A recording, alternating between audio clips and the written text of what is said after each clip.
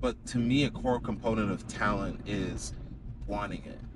You have to want. Ooh. You have to want the outcome that you're actually want it with specificity, not just the end goal praise that you see, but I mean all of the little steps that you have to take to Yeah. actually create that outcome that you want. And so that might mean late nights. Do you want those late nights? Right. It might mean missing an obligation, that somebody else's obligation. Are you do you want the thing that bad where you're willing to do that? Doesn't Sacrifice. and it Yeah. doesn't mean that it's always going to happen, again, within reason, but Sure. it's one of those things where how are we prioritizing this thing that I want? And so like when I think about talent, wanting the outcome in that space, that talented outcome in that space, the ability to execute in that space is a core component of it. Yeah, yeah, yeah. Yeah, yeah, yeah, yeah. We are back in business. What's up? What's up? Back again with another drive. Yes, yes, yes. So, where do we begin? Where do we begin? It's a big week, actually. Yeah, I feel like a lot's happened. I can tell you that what I've been thinking of more recently is how this idea of talent and what talent actually is. Ooh, okay. And I've just been thinking about how it's just so overrated.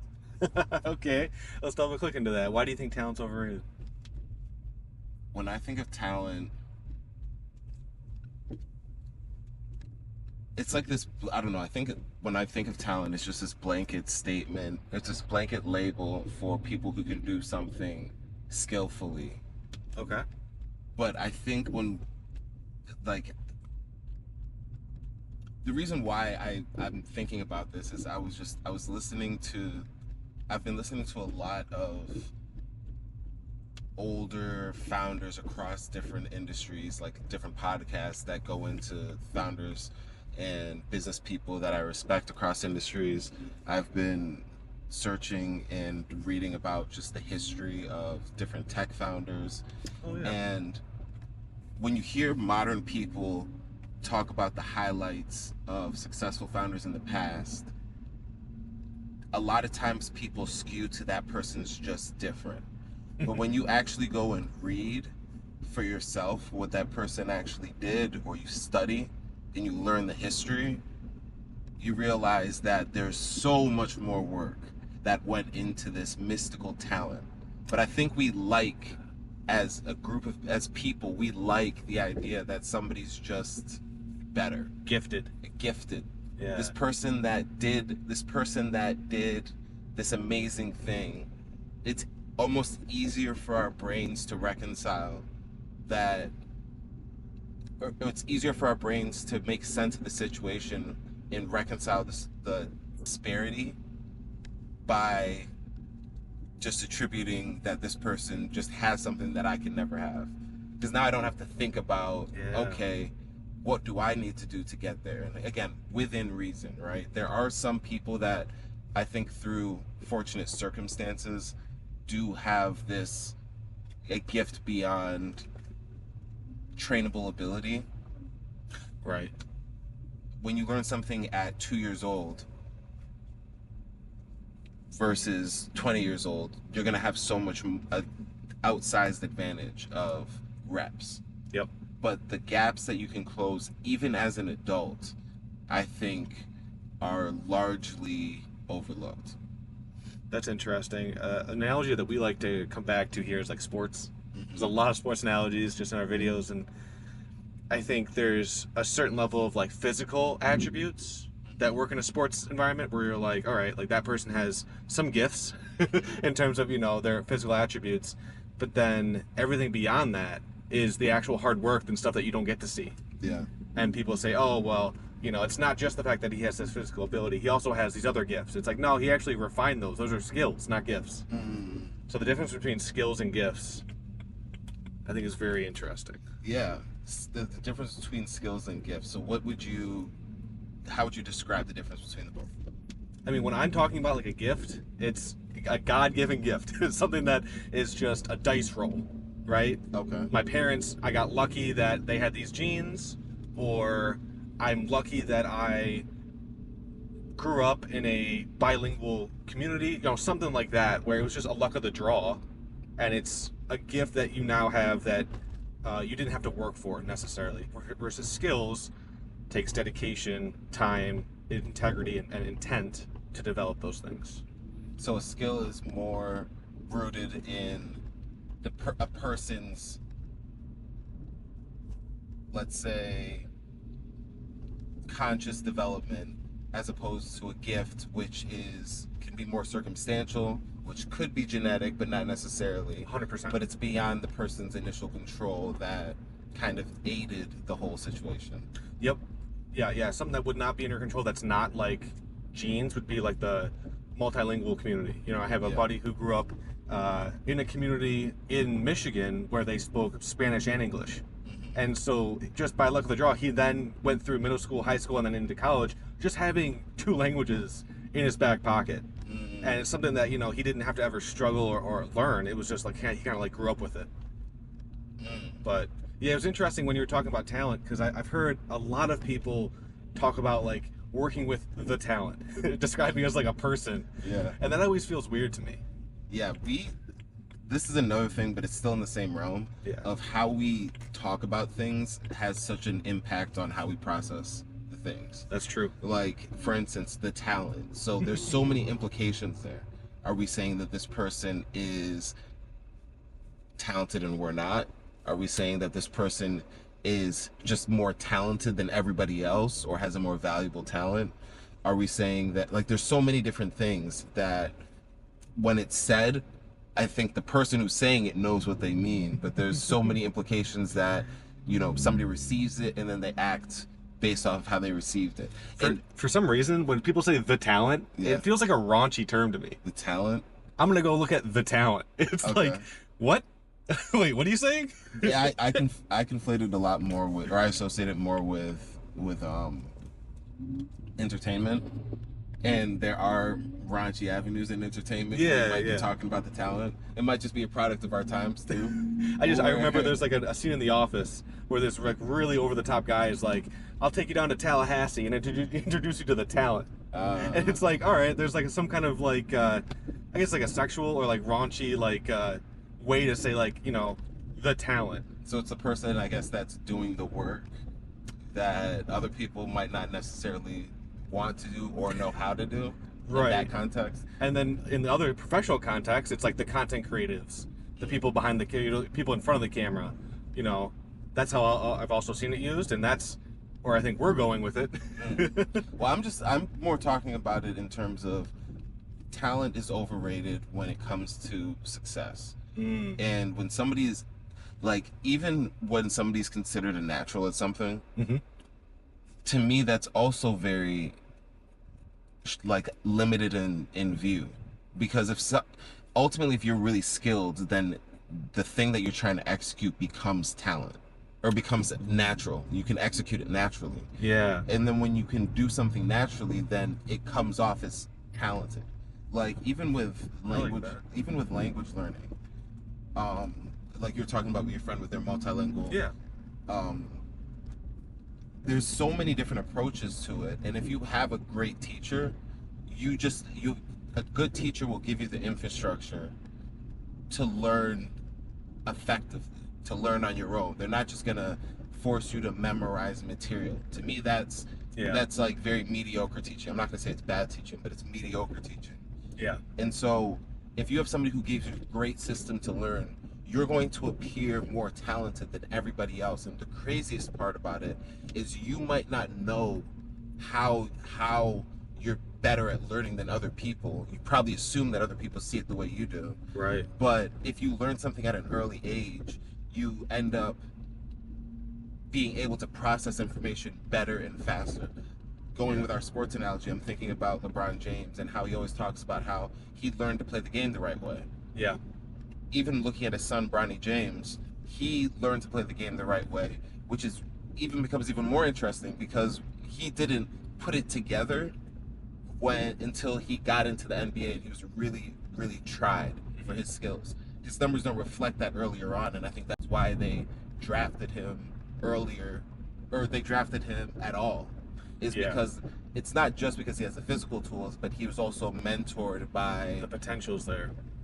by LeBron James, and that just changes what you the ceiling because Yeah. if he has all the right pieces, then it's just a matter of putting it together. You don't even have to teach him the right pieces. And that's like a level of talent that people would ascribe talent where there's a lot of hard work behind it. Yeah. Like LeBron spends a lot of money making sure he's in shape. And I'm sure he spends just as much making sure his family is following that same path. And so, Yeah, you have all of the access. It's like, hey, Yeah. you need my trainers, I'll give you my trainers. If you Right. need to go in my diet, rehab, all all that of that stuff becomes there, and so that ends up translating into talent. I guess I'm more so shocked at how much people dismiss their own gifts. That's a huge thing that I've also seen is I think also I've kind of seen that personally Yeah. where I just kind of assume that other people are on the same wavelength either technically or otherwise, and I discount the fact that like I do have a lot of knowledge, so I feel like I've done that personally. I've also seen it in some of the creators that we've worked with where as we're talking to people it's like, oh my gosh, like it feels like you could write a book on this. Yeah. But like no, that's just another day in the life. Yeah, It's like you have wow. to. And so this makes me think about the components of talent. Like, what is actually talent? I've never looked this up, even though I like to look things up usually and get a basis of what the initial word meant, how people have used it over time. Yeah. So I know what I'm communicating when I'm communicating it. Right. I'm not just going off of what I think it means, but I'm like, what does this actually mean? So I haven't done this with the word talent, but to me, a core component of talent is wanting it. You have to want. Ooh. You have to want the outcome that you're actually want it with specificity, not just the end goal praise that you see, but I mean all of the little steps that you have to take to actually create that outcome that you want. And so that might mean late nights. Do you want those late nights? Right. It might mean missing an obligation, that somebody else's obligation.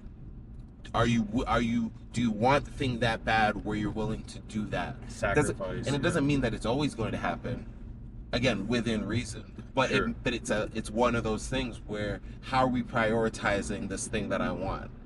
And so like when I think about talent, wanting the outcome in that space, that talented outcome in that space, the ability to execute in that space is a core component of it.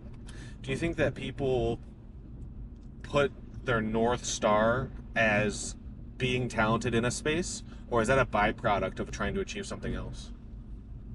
Their North Star, or is the outcome a byproduct? Or Is them being talented in their pursuit the thing that they're striving for, or are they trying to strive for something else and then them becoming talented in what they're doing is a byproduct? I think it could go both ways. I think it Okay. could go both ways. I don't really know the internals of it. I am more inclined to say that the North Star is the effect, and then what we is the driver. Like, I want to be talented here, Yeah. and then what we see is the outcome of that. But I mean, That's people have interesting.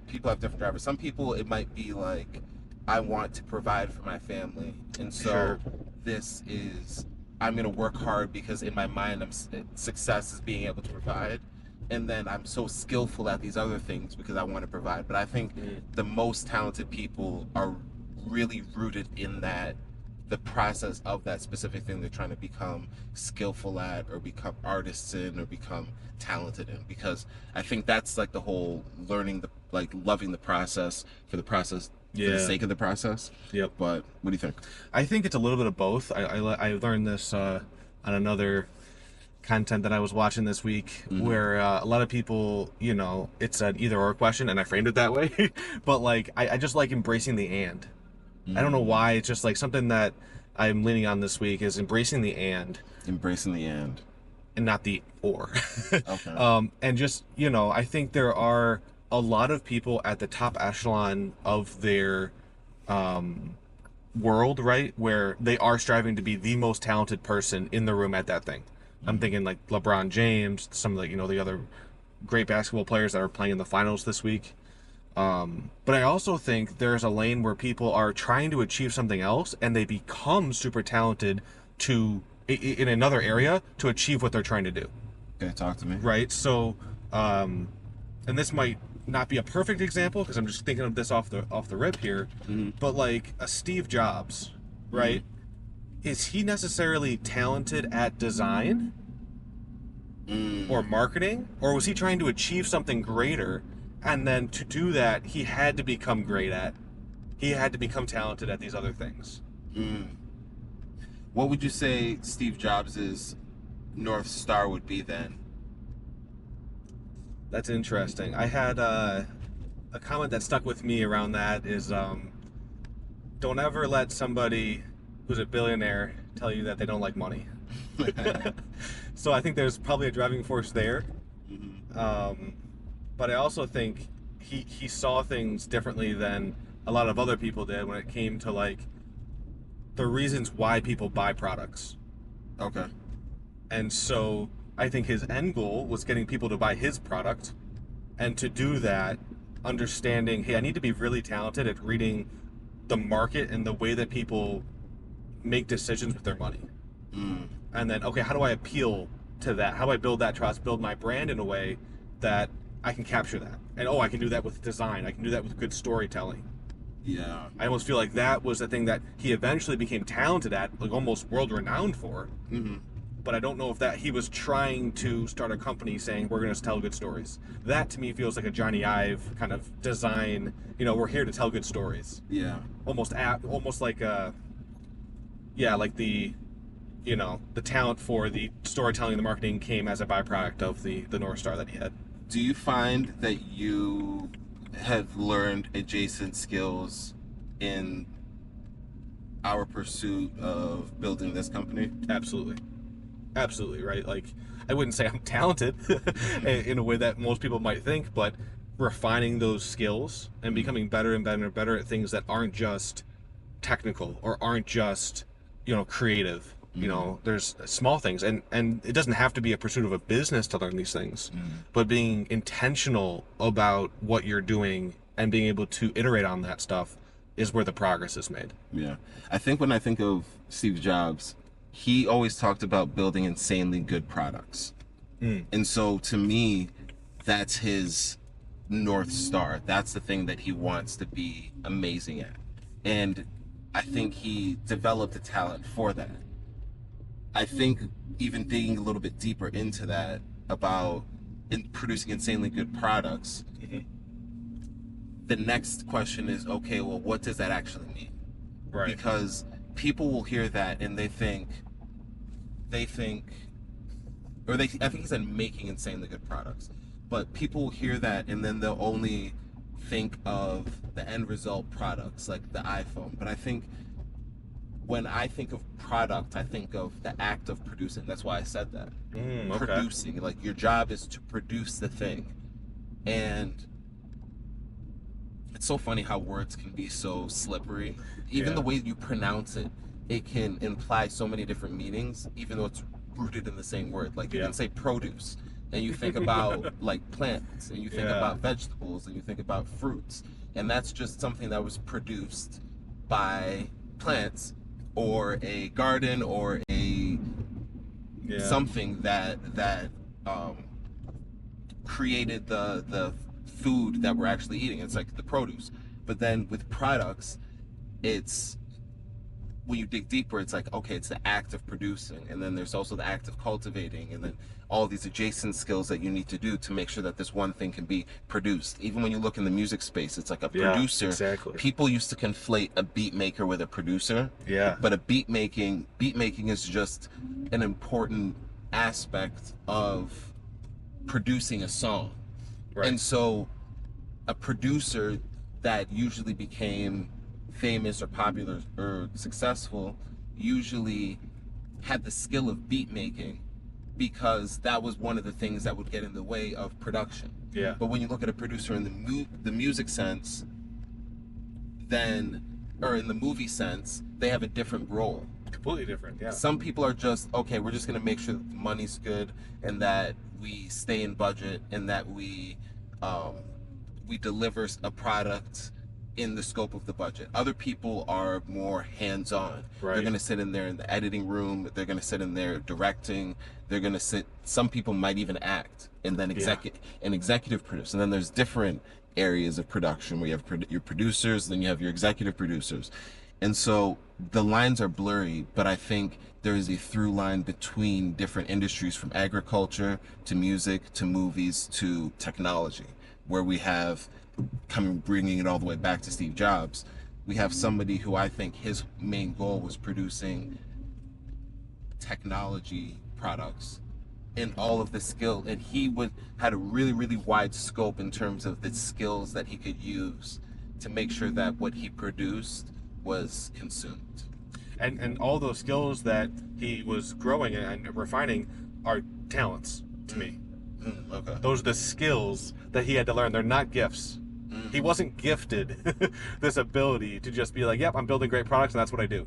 Yeah. It's their talents that you're talking about. These are the skills that he had to refine through hard work and intention over his I think career. so. Do you think you can be gifted a talent?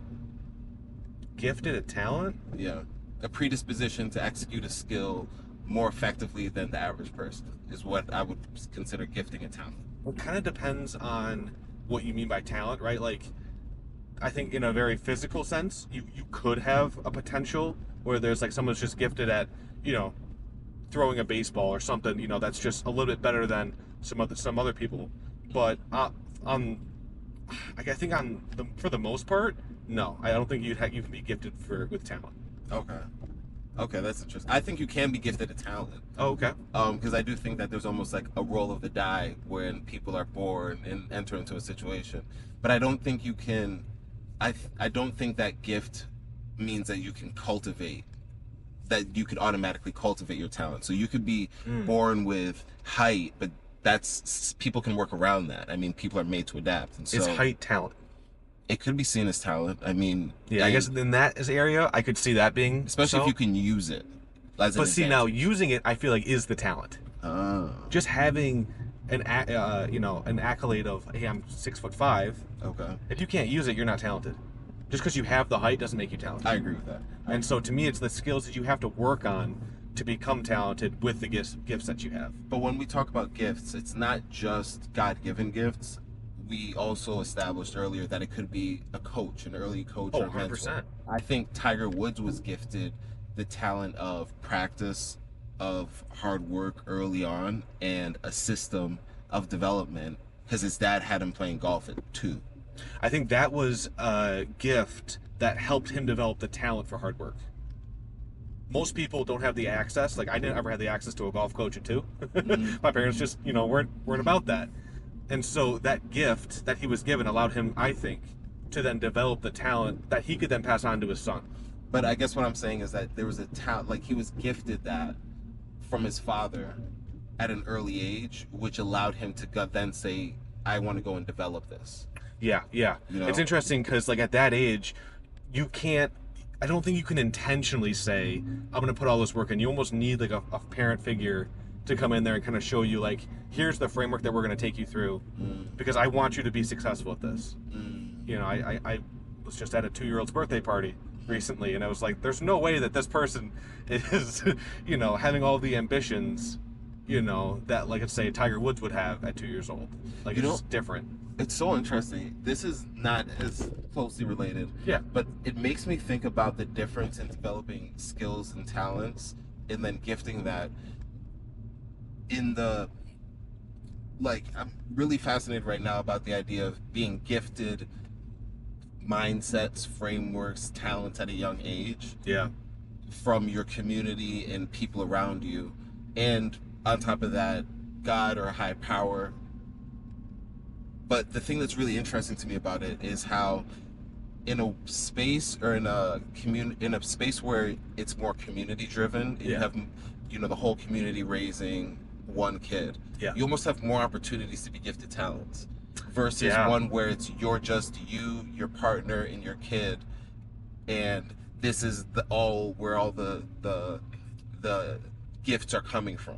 You're right. Because like you pick things up when you're around an uncle who's talented at something and sees something in you and says, "Hey, I think you'd be good at this." Um, just by the frequency and the proximity of The you guys exposure. hanging out, Yeah. and you get to see more things, you get exposed to more things. Yes. So I think that that's something that's creeping into my mind right now, where I'm thinking, huh, it is interesting. If you have a whole, it's the village to raise the children. If you Yeah. have that, you just have way more opportunities to get noticed, because there is that infrastructure and that relationship where people can see and feel comfortable saying, "Hey, I think your kid's really good at this, Yep. and I wouldn't mind, training them in something like that." But I can say now, I see some things that I'm like I would say something, but I don't have that relationship to communicate.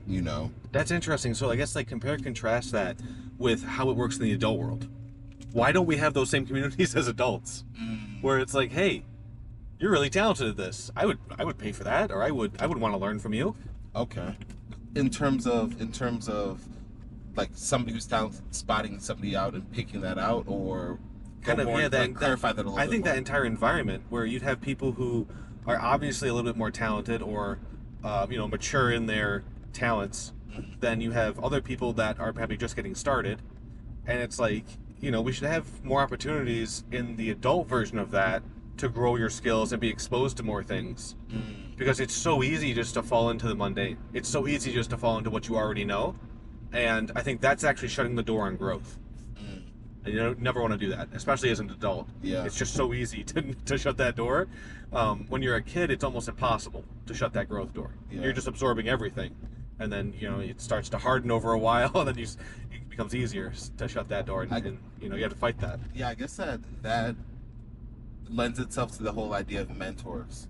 Yeah. And finding mentors, because through mentors you get guidance, and then more specifically you can get talent. Like you get talent development and acquisition, so that way you're better off at a skill than you would have been before, because you can essentially download and then cultivate information that's been given to you. Yep. And talent is, man, it's like what you're good at. Yeah. That's really where a talent is. It's like what you're good at. And when somebody's really, really good at something, they're really, really talented. Yeah. But then using that definition, you could replace it with skill. Like skill ends up being Yep. not irreplaceable. You can replace that. You could train it. And what I was getting is that you can replace the word skill for talent. Mm-hmm. That person's very talented. That person's very skilled. And that's where I guess I'm kind of viewing it. When I think of talent, I'm just thinking of skill. Yeah, I think that makes sense, because to me, that's the stuff that you can get better at. Here's one thing that was also interesting. When I got to Grand Valley, Yeah. I was not a triple jumper, but that ended up being my best event. I Well, went there as what'd you start as? a long jumper and a high jumper. Oh, okay. And They're similar. yeah, but Very triple similar. jump, it's 3 jumps Yep. instead of 1. You're running down the runway, you take off on your takeoff leg, you land on that leg, you jump to the other leg, and then you jump into the pit. It's hop, skip, and a jump. So the first time I did it, it was for fun. Okay. I'd never done it before, because you're not allowed to do it in Michigan high school sports, which is stupid. But really? yeah. I didn't know that. MHSAA had some weird rules when I was in high school. I don't know if they're that strict and odd about their rule setting still, but nonetheless. Anyway, so when I was in high school, or when I went to Grand Valley State, I was a triple jumper. I became a triple jumper. I started out as a long jumper and a high jumper. And when I did triple jump and I started it, it was mostly a joke.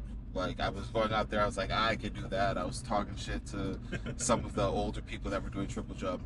But I had a couple good jumps, like some pretty good jumps where I almost I provisionally qualified nationally Nice. on my first time jumping. And so it was like, oh, maybe Tendo has a little bit of talent that we can develop here. And so I ended up working out more with the triple jumpers, and I ended up doing that as well. Okay. But there was a long, dark period for maybe 2 years where I was like not really that good. I got slightly better, but I was getting injured. I didn't really know what I was doing. I just kind of had a great first outing on a whim, but then I had no real skill behind it. And so there was a potential. So I guess like there was a talent in terms of potential, but I had no skill around that. And I'll be the first person to say that. There was more times where I was jumping bad than I was jumping good. But then towards the later part of my career, I started to put some things together and I started to get good at what I was doing and I started to understand what I was doing. And that ended up making me like I ended up getting so much better, but that took a lot of work to develop the that potential that was there. Yeah. To me, it sounds like you were at least a little bit talented to qualify to the national scale with your gifts. And then to go beyond that to become the best that you could be, it was that we need to develop these skills and these talents, even further.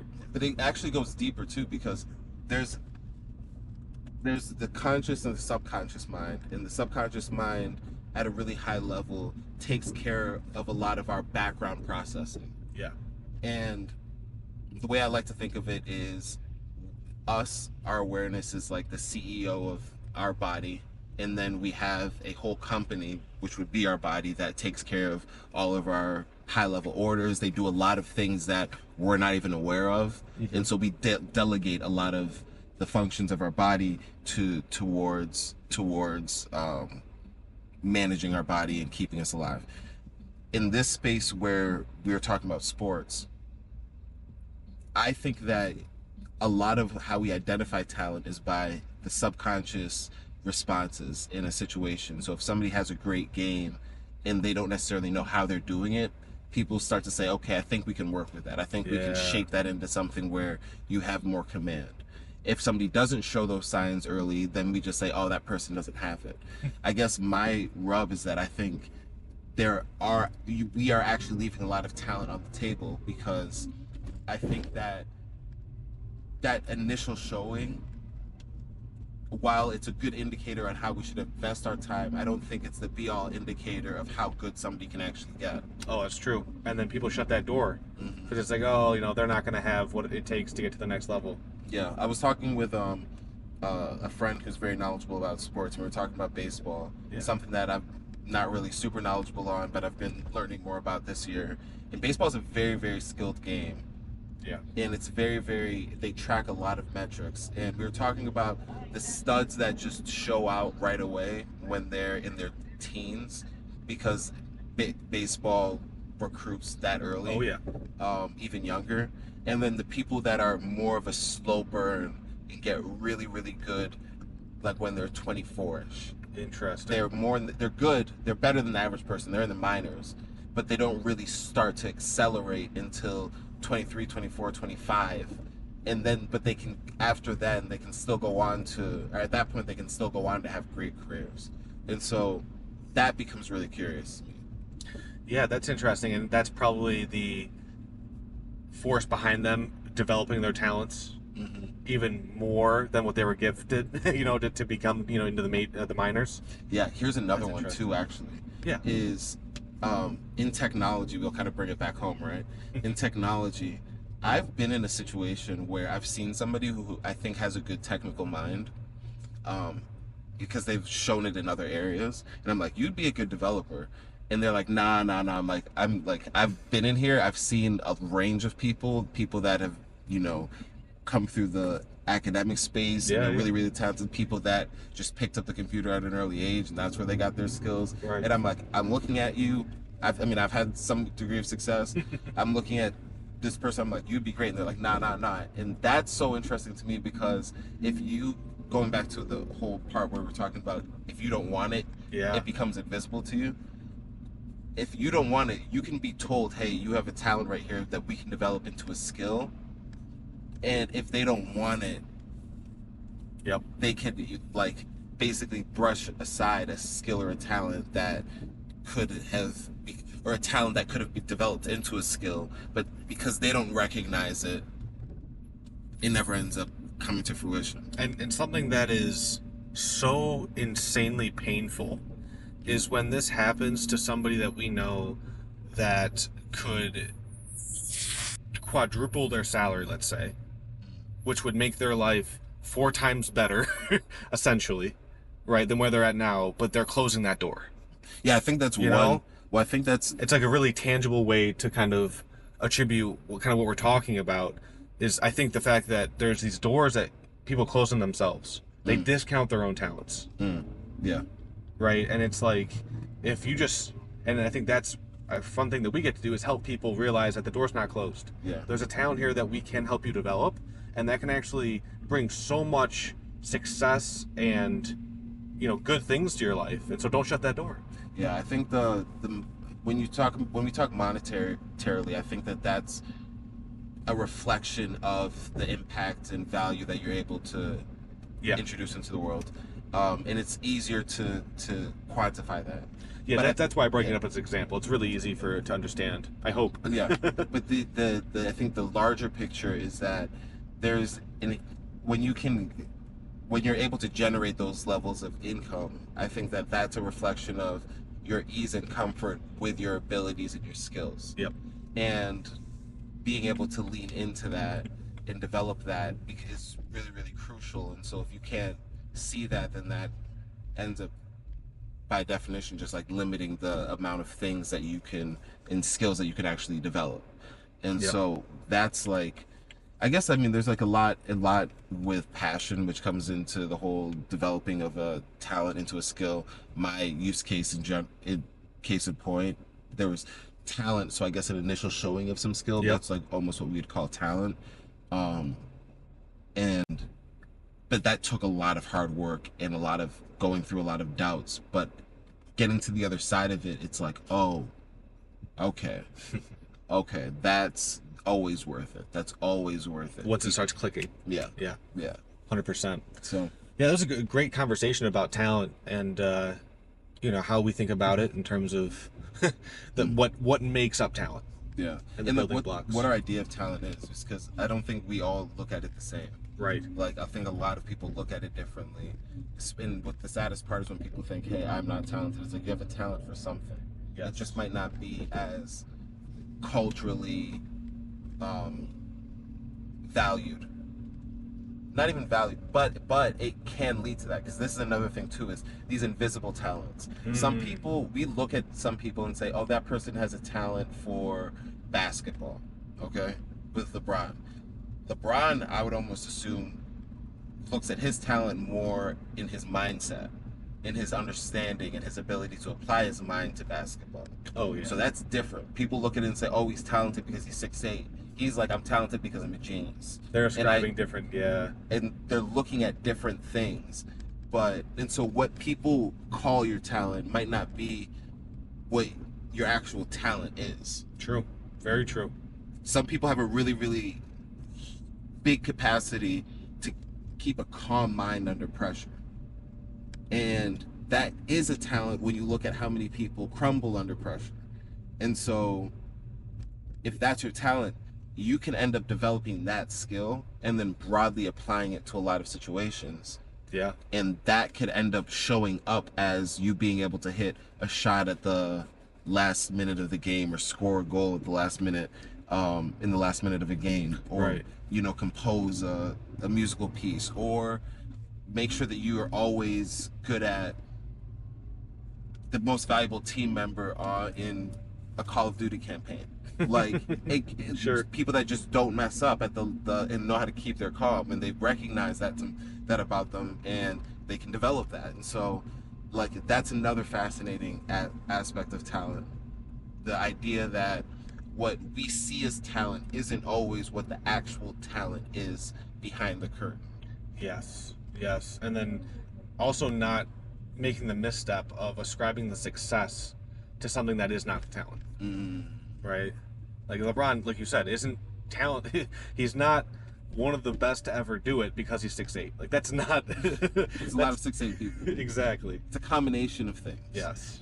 Which is another interesting aspect, the combination of talent. Ooh, then we're getting even deeper. That might be a super secret drive thing. Yeah, let's jump into the super secret. This was a great conversation, though. And so if you guys are curious or have comments about anything around talent and how what we've talked about today impacts you in your life, put it below. Yeah. Join us on Constance, the community, and we'll see you next time. Peace. Peace out.